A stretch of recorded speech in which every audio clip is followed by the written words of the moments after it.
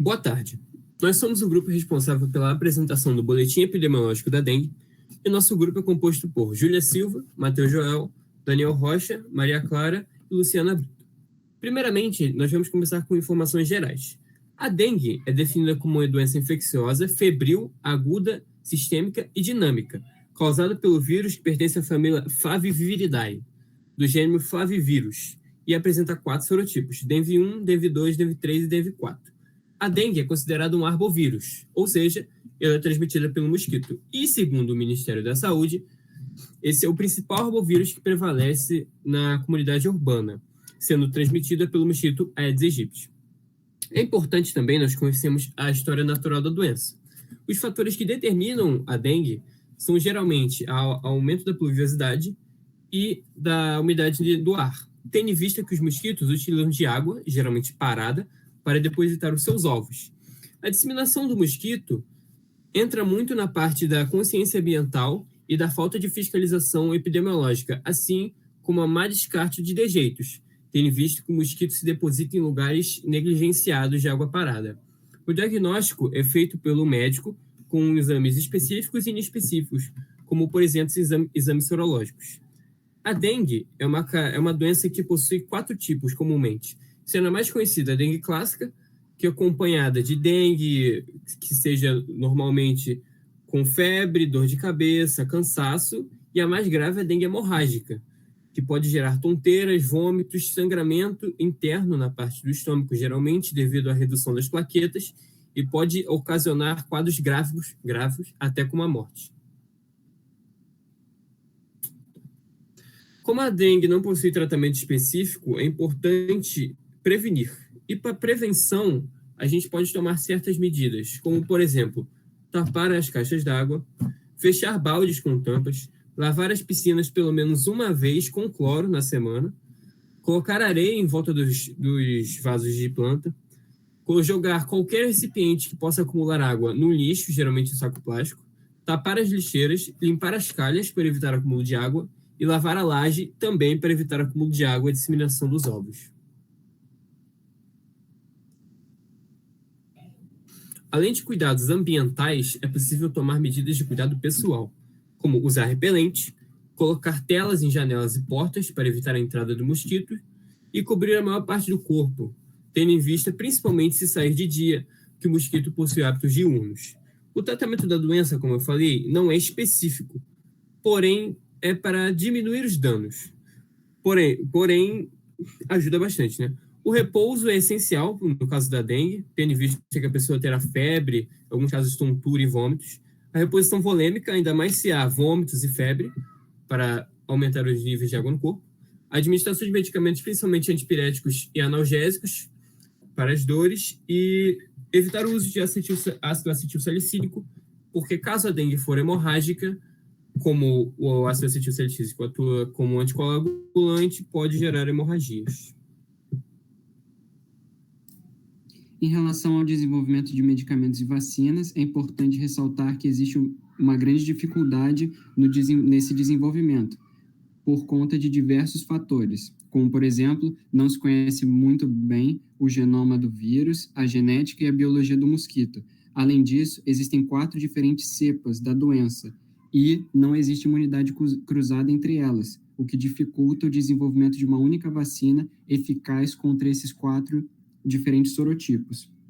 E, além disso, não existe um modelo animal suficientemente capaz de reproduzir a doença que o mosquito causa no ser humano, o que também dificulta o desenvolvimento dessa vacina.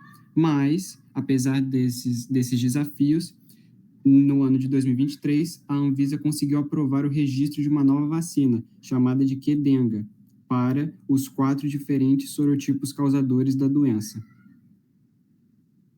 Em relação aos indicadores epidemiológicos, eu gostaria de destacar alguns dos indicadores presentes no boletim.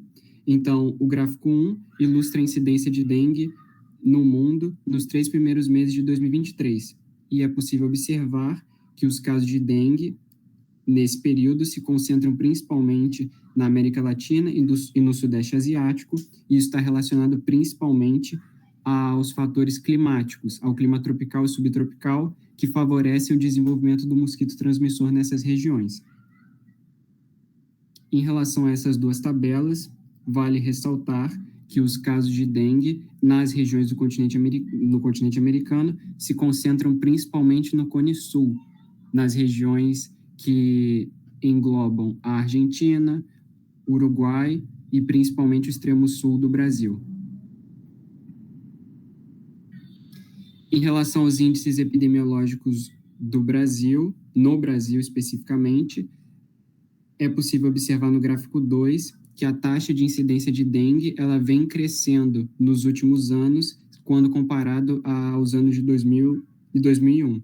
E, em relação à incidência de dengue pelas unidades federativas do Brasil, é importante destacar que as maiores taxas foram observadas em Goiás, Mato Grosso do Sul e Distrito Federal no período entre 2019 e 2022.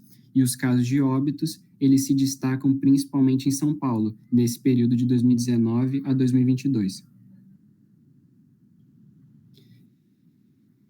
Em relação ao gráfico 5, é possível observar que a razão de óbitos por dengue em relação ao sexo masculino e feminino foi igual a 1,04 no período de 2019 a 2022, ou seja, 104 casos do sexo masculino para cada 100 casos do sexo feminino. E esses casos de óbitos por dengue se concentram principalmente na faixa etária de 60 anos ou mais. Em relação à letalidade e o número de óbitos no Brasil, é importante observar que a letalidade ela vem aumentando nos últimos anos e as maiores taxas de letalidade foram observadas em 2014 e em 2020. Por fim, eu gostaria de destacar também a taxa de mortalidade de dengue no Brasil entre 1986 até 2015, e é possível observar que essa mortalidade também vem aumentando, o que faz bastante sentido por conta da maior incidência e da maior taxa de letalidade ao longo do tempo, nesses últimos anos. Bom, para esse boletim, nós encontramos um artigo que aborda principalmente esse tema da dengue, que é a utilização de cogumelos medicinais e culinários contra o sorotipo 2 da dengue, uma ação antiviral. Como não há tratamento, esses tipos de estudos são muito importantes. E o estudo visa o quê? A utilização desses compostos, principalmente extratos aquosos quentes e extratos solúveis aquosos, contra o vírus da dengue. E o estudo se mostrou muito promissor porque houve atuação contra o vírus. Imagina-se que esses extratos atuem nos genes de envelope da dengue e na proteína estrutural 5, reduzindo drasticamente a expressão desses genes, ou seja, o vírus não consegue se fixar nem penetrar no indivíduo, teoricamente. É cogitado pelo artigo que possa ser através da glucana e da proteína que atuem como esse antiviral, né? Entretanto, o estudo mostra que a ação antiviral só ocorre quando há infecção, ou seja, não é um tratamento como paliativo antes de você se infeccionar. Ele só funciona se você se infeccionar, porém tem uma grande taxa de inibição nos estágios iniciais da infecção. E isso é extremamente importante, tendo em vista que ajuda na prevenção e no tratamento da dengue. É uma importância enorme epidemiológica, tendo em vista que melhora o tratamento e auxilia outros métodos de prevenção a fim de erradicar essa doença da comunidade. E aqui estão as referências que foram utilizadas no trabalho, todas bem listadas, e obrigado por ouvir a apresentação.